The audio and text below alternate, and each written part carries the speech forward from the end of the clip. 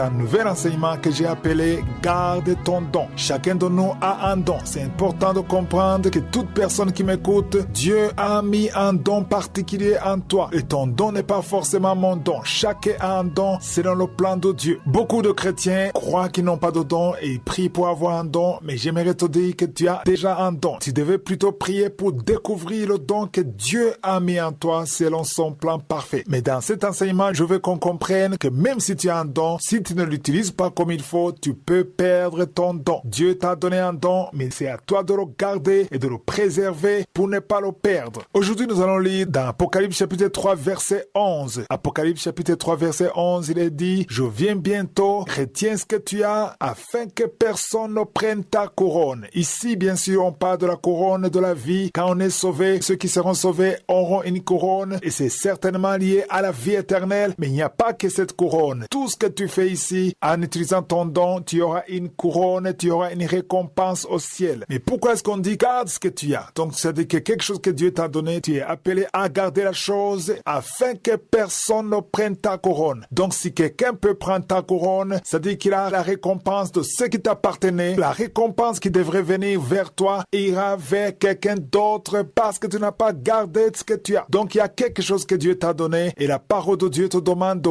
garder, de préserver, de protéger ce qu'il t'a donné. C'est-à-dire qu'il faut retenir ce que Dieu t'a donné parce que tout ce que Dieu t'a donné, il y a une récompense qui est liée à ce que tu as reçu de Dieu. Mais avant tout, il faut comprendre que tout le monde a un don. Toi qui m'écoutes, tu as un don particulier. Quand je parle de don, ce n'est pas forcément le don d'être évangéliste, d'être pasteur, d'être prédicateur. Quand je parle de don, je parle de quelque chose que tu as qui te distingue des autres. Il y a quelque chose de particulier que tu as que les autres n'ont pas et c'est ça le don. Il y a quelque chose qui te distingue des autres. Comment est-ce que je peux être sûr que chacun de nous a un don particulier? Lisez dans Éphésiens 4, verset 7. Il est dit, mais à chacun de nous la grâce a été donnée selon la mesure du don de Christ. On a bien dit à chacun de nous. C'est-à-dire que chacun de nous, il a une grâce qui lui a été donnée. Toi qui m'écoutes, il y a une grâce que Dieu t'a donnée. Quand on parle de grâce, c'est la puissance de Dieu qui te permet de faire ce que tu ne pourrais pas faire de toi-même. Donc il y a quelque chose de particulier que tu as, que Dieu t'a donné selon la mesure du don de Christ. Pourquoi est-ce qu'on dit selon la mesure? Parce que c'est mesuré. La quantité, la grandeur et la puissance du don dépendent de Dieu. Ici, quand je parle de don, je ne parle pas uniquement des dons spirituels. Peut-être tu as une intelligence particulière. Ça, c'est un don. Peut-être tu as un don de communiquer. Tu parles facilement, tu as une facilité de parler et quand tu parles, les gens sont convaincus juste par la façon dont tu parles. Ça, c'est un don. C'est ça qui te distingue. Donc, la parole de Dieu dit que chacun de nous a une grâce qui lui a été donnée. Ça, c'est Dieu qui t'a donné. Tu n'as pas créé ça. Tu peux te dire que tu es intelligent. Tout le monde te dit que tu es intelligent. Et toi-même, tu sais que tu es intelligent. Tu vois les notes que tu as à l'école. Tu vois la façon de réfléchir. Ça, c'est un don. Il faut pas te dire que tu es intelligent parce que tu as fait beaucoup d'études, tu as réussi à l'école. Mais si tu as réussi alors que les autres échouent, c'est-à-dire que tu as reçu l'intelligence venant de Dieu. Tu as une intelligence particulière et ça t'a été donné. La plupart des gens qui ont des dons ne reconnaissent pas qu'ils ont reçu. Ils se vantent. Ils veulent que les autres les respectent à cause des dons. Mais il faut comprendre que le don que tu as, c'est Dieu qui t'a donné. C'est un don, c'est un cadeau. En anglais, on parle de gift. C'est un cadeau que tu as reçu. Mais le but de cet enseignement, c'est de comprendre que si Dieu te donne un don, ce n'est pas juste pour te donner un don, ce n'est pas juste pour ton plaisir, mais c'est parce que le don que tu reçois a un but particulier. Dieu te donne un don avec une mission. Il y a une mission qui est liée à un don. Chaque don que tu reçois de Dieu, Dieu a une mission. Il y a un but particulier et il faut prier pour que le don de Dieu te permette d'accomplir ce que Dieu a planifié à travers ce don. La deuxième chose que j'aimerais qu'on comprenne, c'est que le don que tu as ne t'appartient pas et ce n'est pas pour tes intérêts, mais c'est pour la gloire de Dieu. Si vous lisez dans 1 Corinthiens 4, verset 7, il est dit, qui est-ce qui te distingue? Qu'est-ce que tu as que tu n'as pas reçu? C'est ce qui est écrit au verset 7. Qu'est-ce que tu as que tu n'as pas reçu? Et si tu l'as reçu, pourquoi te glorifies-tu comme si tu ne l'avais pas reçu? Peu importe le don que tu as, ça peut être l'argent, peut-être tu as la richesse, mais tout ce que tu l'as eu et ça te distingue des autres parce que tu l'as reçu. Et si tu l'as reçu, tu ne devrais pas te glorifier parce que tu l'as reçu. C'est Dieu qui t'a donné ce que tu as. Tout le monde est impressionné par tes qualités, ton don, ton savoir-faire, mais il faut comprendre que c'est Dieu qui t'a donné ça et Dieu est jaloux de ses dons. Il t'a donné ça pour un but et il faut que ce don accomplisse la volonté de Dieu. Jeudi prochain, nous verrons que si tu ne fais pas attention, tu peux même perdre ce que Dieu t'a donné. Ce don que tu as, tu peux le perdre si tu ne fais pas attention. Donc nous devons veiller et utiliser les dons selon le plan de Dieu.